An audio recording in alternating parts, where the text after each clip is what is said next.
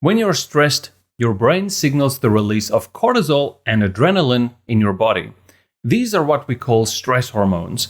While they can be useful when your life is in danger, when there is too much, they are not helpful.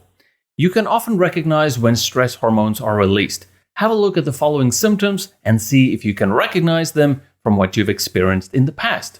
Difficulty speaking, dryness in the mouth, shaking hands, increased heart rate, sweating, flushed skin, and tense muscles. Here are a few techniques you can use to minimize the effects of stress hormones. One quick technique is to simply identify what you are feeling. When you feel a negative emotion, label it as accurately as you can. Angry, sad, frustrated, annoyed, grief, fear, apprehensive, and so on. The very act of labeling the emotion gives you perspective, distances you from it, and gives you the chance to respond appropriately. Another technique is slow, conscious breathing into your belly. By doing this, you purposefully slow down your heart rate and lower the stress response. This lets your impulsive brain know that the situation isn't life or death and allows your smart brain to activate. This is something that you can do anywhere and anytime without others noticing. If you have a bit more time, go for a quick walk. A change of scenery and being out of the situation can make it easier to change perspective.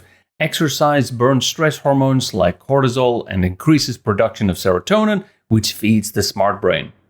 If something has happened that you need to deal with but feel very emotional about, don't react while you feel emotional. Sleep on it for one night. The next day, reconsider your thoughts from the previous day. If you still feel that you need to take action, think through how you want to act.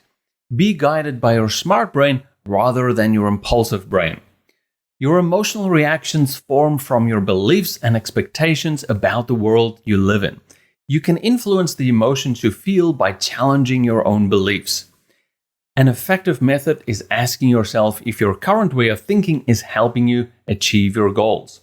Long-term goals and a sense of purpose help the smart brain calm down the impulsive brain in stressful situations by helping you to keep things in perspective. You can evaluate stressful events against your goals to see how much you should really care and invest into the situation. Once you start doing this, you might find that there are many events that really don't impact your goals, so you can stop investing the time and effort into worrying about them. By using goals as your guide, you can turn mountains back into molehills, enabling you to take a constructive and strategic action that benefit both you and others involved. Coming up with creative solutions require the smart brain to work well, which is why it's important to learn how to recognize when your impulsive brain has been activated so you can consciously calm yourself down and regain control.